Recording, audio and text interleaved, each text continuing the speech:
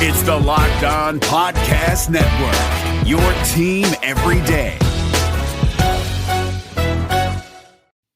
Big-time responses from the Toronto Maple Leafs and Edmonton Oilers in Game 4 have both Steele and I fired up for Game 5 between all of those teams set to do battle on Friday night. We got bets, previews, and of course, all of the veteran talent that you need to have your eye on headed into next season's draft. Happy Friday, everybody, and welcome back. You're Locked On Fantasy Hockey, your daily podcast on fantasy hockey. Part of the Locked On Podcast Network, your team every day.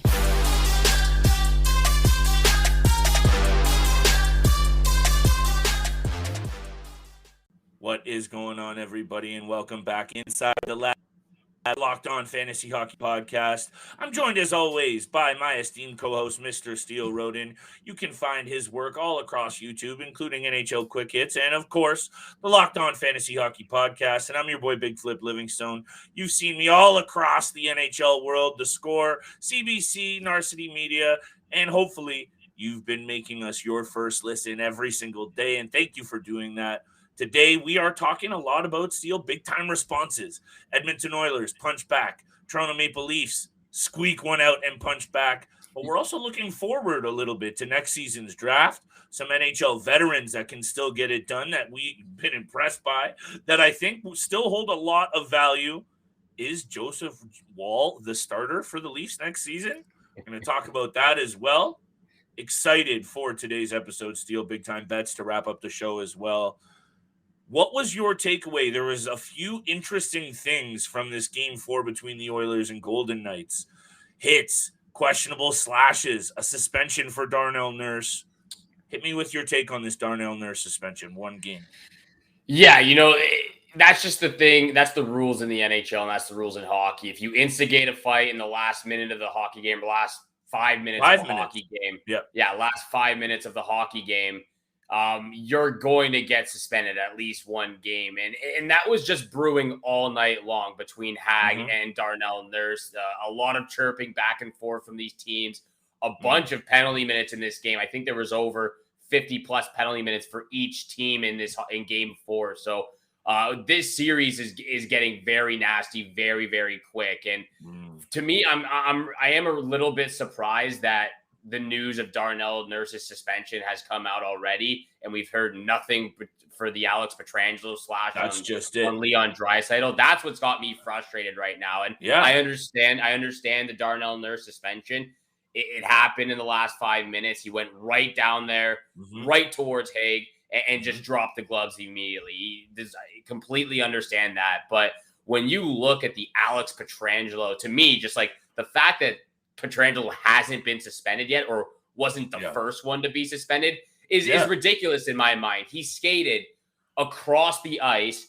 Leon Draisaitl had already shot the puck at net. I believe, if I counted correctly, 5 seconds went by before Pietrangelo got to Draisaitl and two-hand axe sorted him in the hands, the wrist, or the upper chest area. And I was watching some Sportsnet, SportsCenter last night. And I heard Craig Button talking about this situation as well. And he was saying he's only going to get a fine. He's only going to get a fine if he were to hit him over the head or above or in the head area. Yeah. Come on. Then he hit his forearm. I know. Ridiculous statement, in my opinion. He went all the way there with the intent to injure and potentially knock him out of this series, or potentially for even longer. He took a big swing at him. And he was frustrated all night long. Pietrangelo was getting bodied by Evander Kane, by Draisaitl, by Warren Fogle, and he was taking some big hits as well. So at the end of the game, he was frustrated. The emotions got the best of him, but you just can't do that. It's inexcusable behavior, especially from a guy like Alex Pietrangelo, who's supposed to be one of the leaders on this team. It's inexcusable behavior. He deserves to be suspended. I'm surprised we haven't heard the news yet.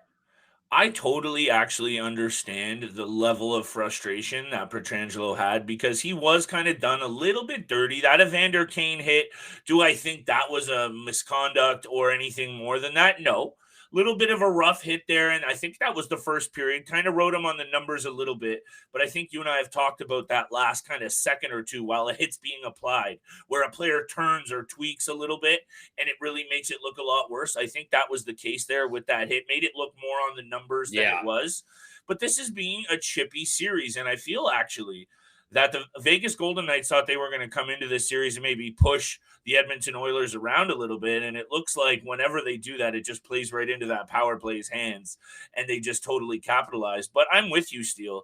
This is absolutely a joke already from the NHL Department of Player Safety. Once again, not being able to, if they don't protect their stars, Steele, my goodness, what kind of precedent does this set?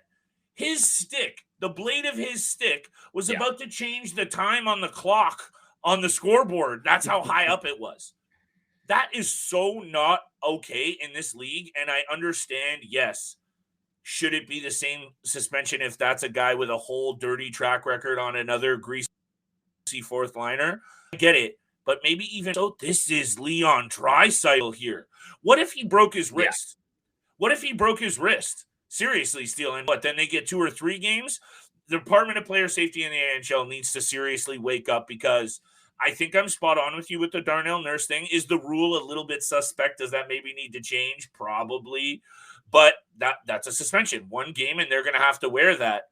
The slash was just totally like, it was vicious. It was vicious. If I'm an Edmonton Oiler on the ice, and I know sometimes you and I, like, we didn't play pro or anything, but we remember what it's like to play hockey. If you're on the ice and that's your teammate, and you know he's basically the leader in that locker room, and you see a slash like that come down on your boy, I'm absolutely going nuts. Like, I'm taking that guy right over the boards. That's just not okay. I think he deserves 2 games, in my opinion. Look, and Connor McDavid went and did that. He went right after Pietrangelo when he saw that happen to Draisaitl, and he was very blunt and straight to the point after the game as well with his comments. I'm taking a stance here. He went after one of the best players in the world, and he went there with intent to hurt and to injure, and that's exactly what he was doing because he was so frustrated.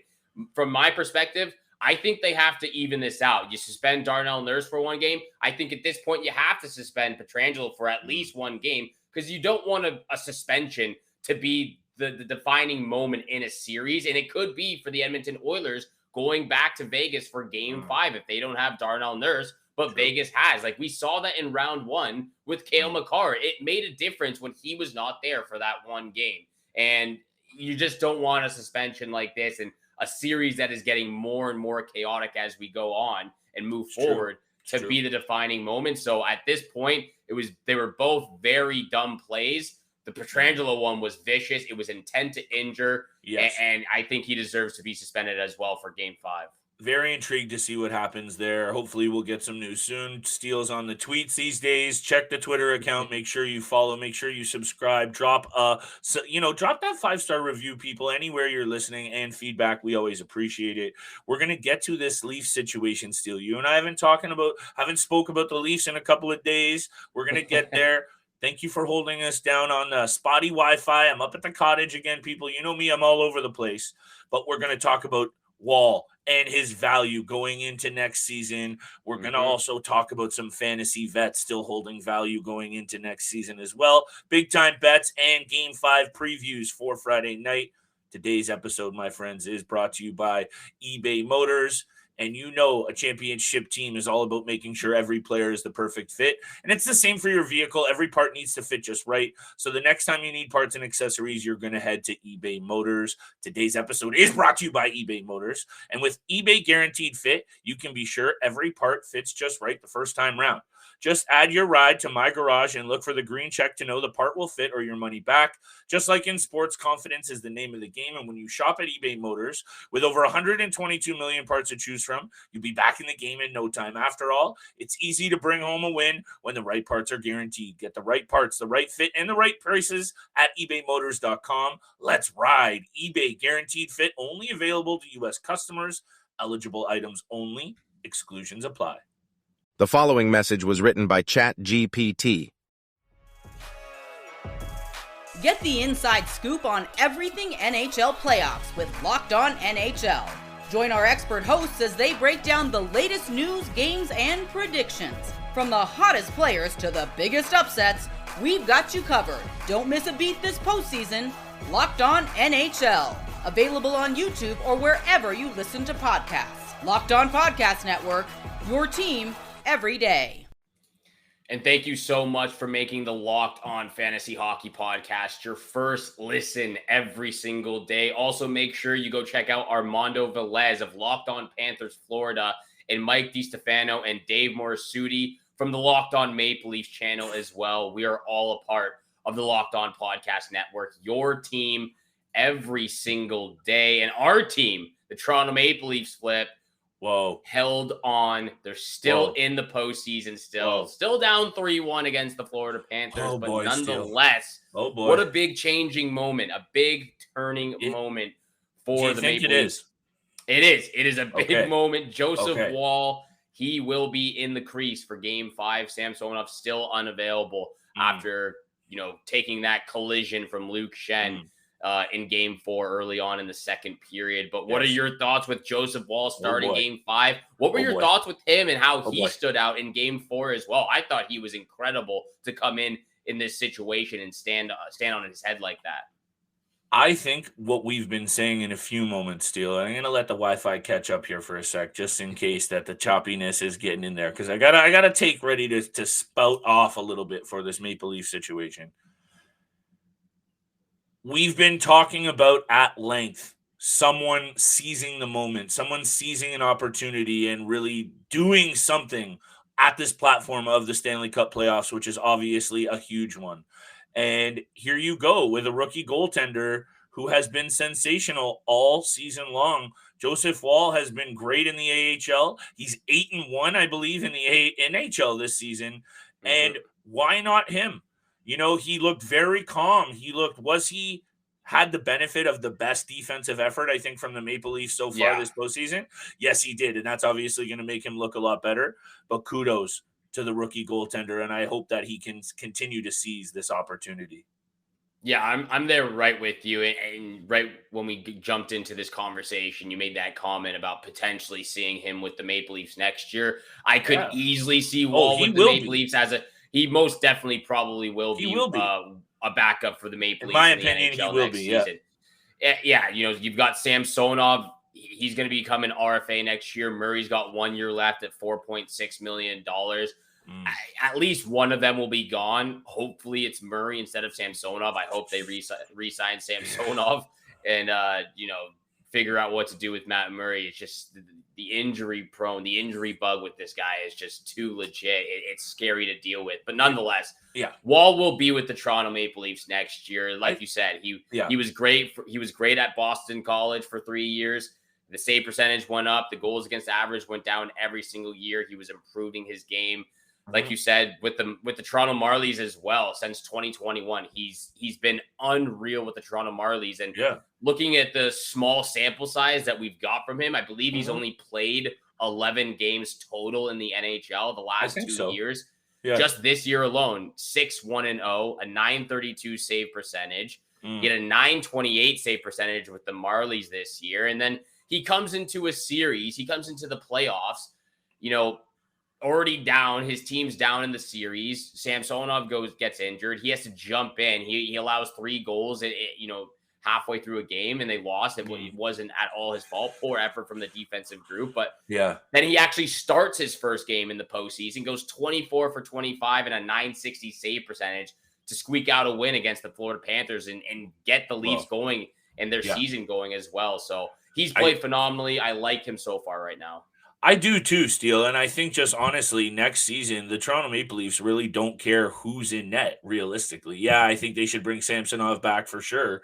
Give him another shot. His ability, I think, is he's just really starting to get there in terms of an everyday NHL goaltender who can take you there. But why not Joe Woll as well in the mix? He's done nothing but proven that he can be a calm and collected goaltender.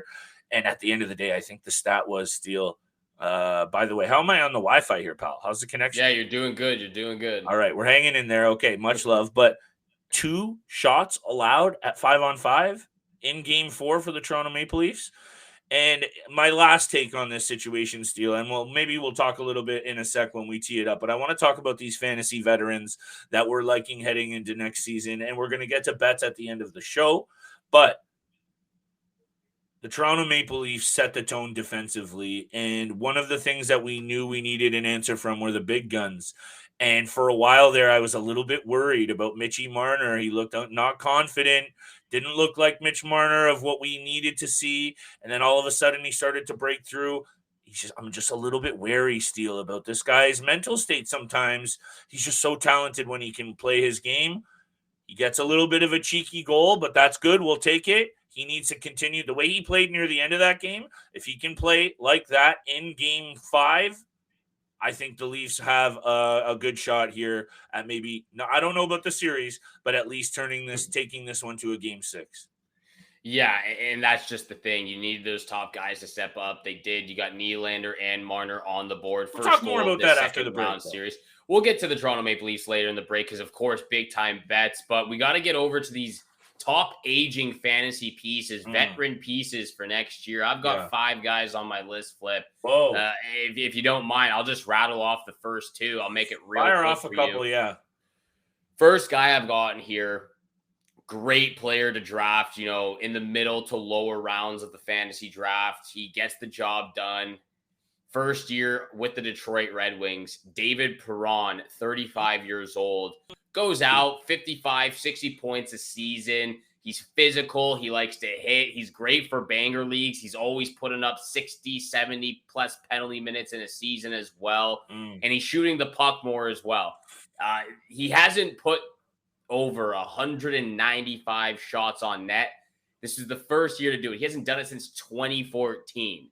So he's shooting the puck a little bit more. He's been a physical guy his entire career. He's great for banger leagues. He's great on the power play unit as well, whether he's on the first or second unit. But a guy at 35 years old who can kind of move around from the third and second line and put up 55, 60 points a year, he's a win in my book, especially for a deep fantasy league. And yeah, if you can get him in the 14th, 13th round, somewhere around there, I think you're absolutely golden. Yeah, he can get streaky too. Perron is one of those guys that you're either like enamored with or you're wondering if you should drop him. I think you and I were a little premature on our predictions for the Red Wings next season. I think they have pieces to do. Obviously, goaltending those caveats, but I'm with you, Steele. He's a savvy guy that if you can get him at the right time. I'm just a little bit worried about those feet starting to really fade on him. His foot speed and his skating ability obviously is his biggest weakness, but the hands are still good. So if you can get him at the right round, why not? Who else you got? Exactly. Same goes for this guy right here. I picked him up like halfway through the season last year, and he remained on my team all the way until the end. So Michael Backlund, 34 years old of the Calgary Flames. I like this player a lot. It wasn't a guy that I drafted, just picked him up off the waiver wire, and he was playing great all year. I just had to keep him. He had his best year to date as well, 56 points in 82 games. He's a worker bee for the Flames. He can move up and down the lineup, second line center, third line winger, it doesn't matter, but he's been there for his entire career. He works wherever you put him. Like I said, he's just a worker bee, and he's one of those guys that can just elevate his teammates and his line mates' ability every single game. He takes his fair share of penalties as well, so he's a little bit good for banger leagues. He was a plus 24 this past season, 260 shots, over 100 hits as well, and he's a dual threat, both on the second power play unit and first penalty kill. This guy gets a ton of shorthanded points every single season, and that helps for fantasy leagues. So both David Perron and Michael Backlund I really like right now. Yeah, both of those guys too, Steele. You might not even necessarily have to draft them. Those might be those kind of go-tos right off the waiver wire that you're looking to because you can almost bank on their ability to, at times, really just fill out the stat sheet for you. Because I think depending on the format, I would maybe look to draft Perron in the later stages, like you said. Backlund, you can probably get, like, if it's a keeper dynasty, he's worth a look. But, in those maybe you're just year-to-year leagues, you can probably add him off the waiver wire after the first couple of weeks. Let me fire off a player very quickly, Steele, and we'll come back for these previews and bets if you're okay with that. I got a couple of guys here, and I think the one that I wanted to mention off the top is one that also had a pretty solid postseason in Ons Kopitar. This guy is just an absolute class act. He's one of those players that I think if you're modeling your game after as a young player who doesn't get enough, you want to go under the radar, you want to impress your coaches, you want to impress the scouts, you play your game and you're off the ice mentality like Hans Kopitar. This guy is just an absolute stud. 28 goals, 46 assists this season, 87 block shots, 68 hits, chips in a little bit of everywhere. Steele, you don't hate that value when a guy is so consistent offensively, when he can also bring that value at, and I don't have his age up here very quickly. He has been in the NHL for a number of seasons, and I don't think still he gets that credit. Hold on here. He's 35 years old. 35 years old, an 11th overall draft pick, two-time Selke winner. This guy is a Hall of Famer, in my opinion, and headed into next season, still draftable, in my opinion. Yeah, he's on my list as well. I'll get to him just a little bit. But thank you so much for making the Locked On Fantasy Hockey Podcast your first listen every single day. Don't forget, we are free and available on your favorite podcast platform, including YouTube. So make sure you hit the subscribe, hit the follow button, and we appreciate all the love and support every single day. Locked On Fantasy Hockey Podcast, a part of the Locked On Podcast Network, your team every single day. But you're right. Anze Kopitar, he's on my list as well. He has to be 35 years old, 74 points in 82 games. And honestly, I'm kind of surprised at how well he's still doing, because if you look at the last 4 years, his point total has kind of dropped off. His stats dropped off. 60 to 64 points the last 4 years after that 92-point season. Still and solid, the way I was looking at it is still so solid, but I was a little bit worried because, his line mates, his teammates were faster. He was getting slower. Was he going to be able to keep up with those guys like Kevin Fiala and Adrian Kempe, even Quinton Byfield now, and those type of players? But he doesn't have to keep up with them. The great thing about Kopitar and his style of game and his play is that he just puts himself in the right position, in the right spot every single time on the power play, 5-on-5. He's an absolute guru out there. But he just puts himself in the best position possible to jump on the rebound, to set up his teammates, or make that extra pass just to set up his teammates. So the way that he plays the game and his leadership ability, you're right, just an undeniable fantasy value guy that just brings fantasy value at this age is unreal. Couple of guys before we get to big time bends, I just got to mention them real quick. Yeah, I got two more quick too.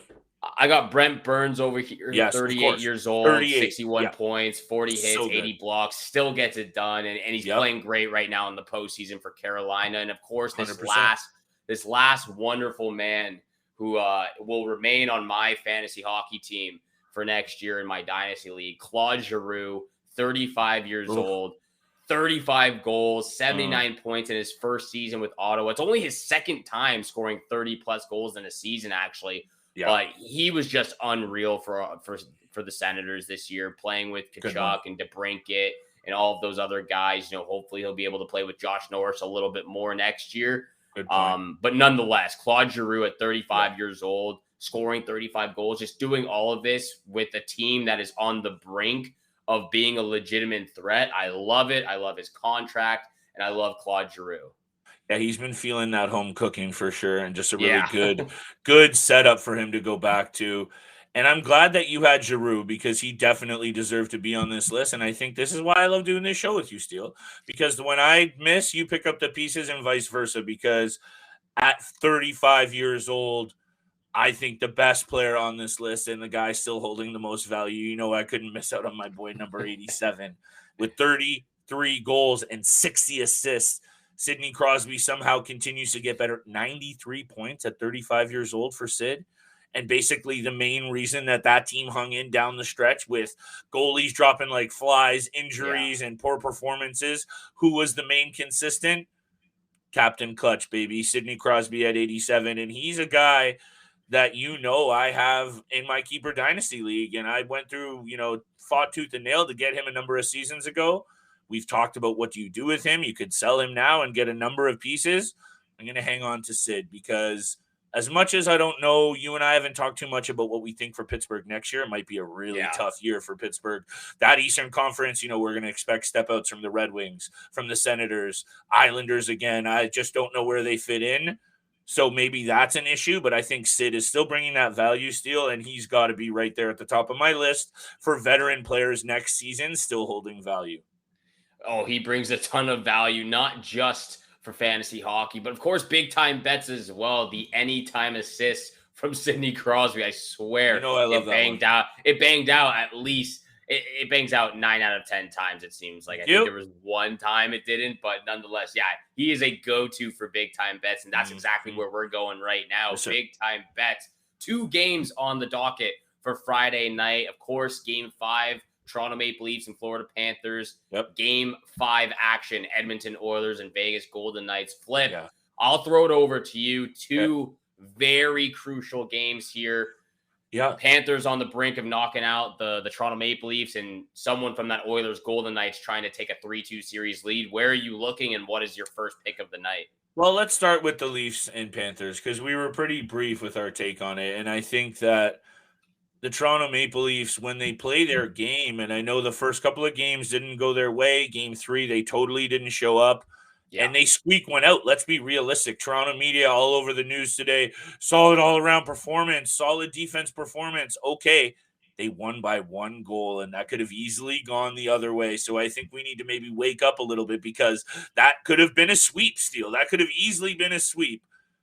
The Toronto Maple Leafs need to, I said all at length, seize the moment here. So let's start with this situation with the Leafs. For me at home, a little bit of confidence here for Willie, a little bit of confidence from Mitch, and a really good defensive performance.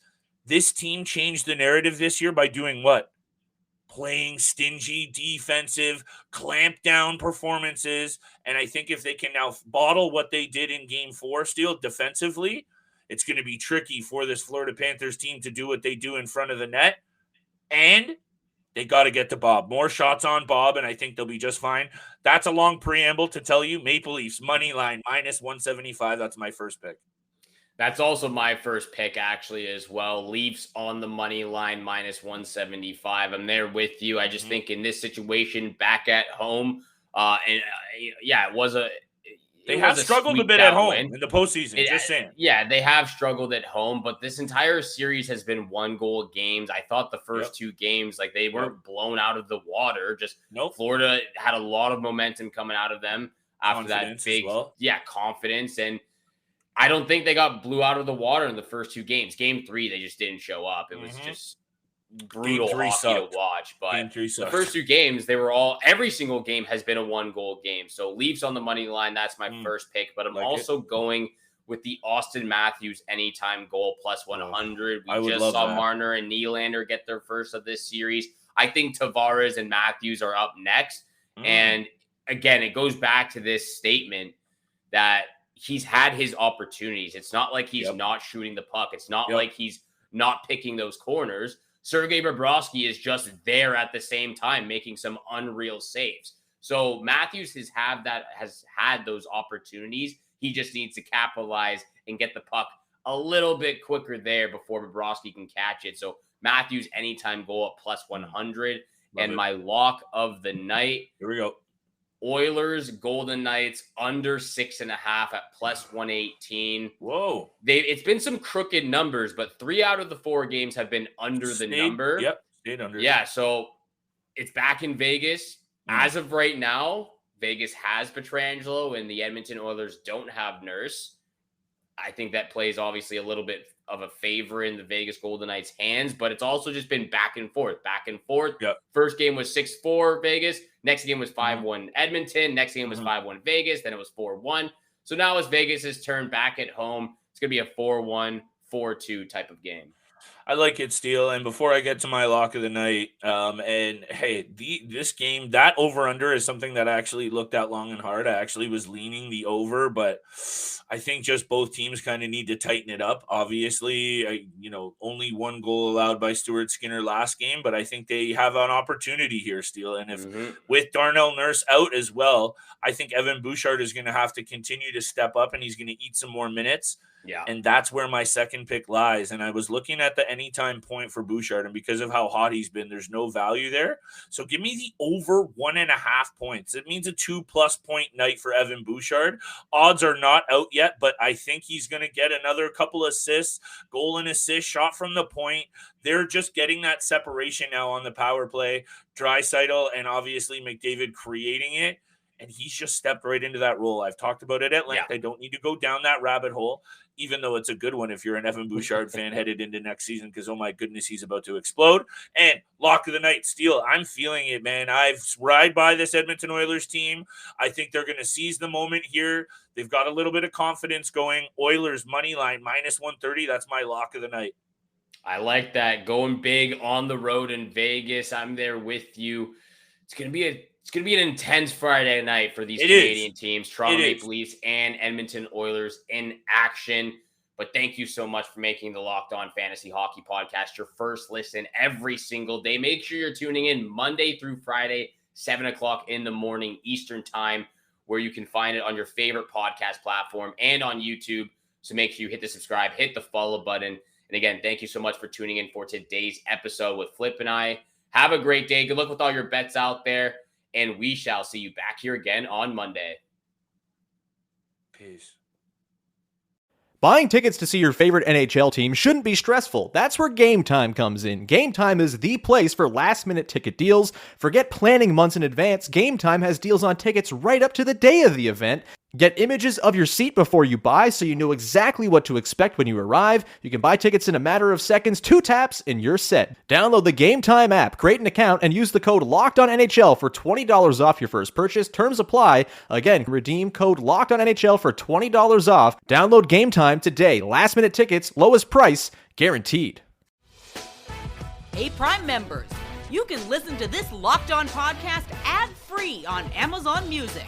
Download the Amazon Music app today.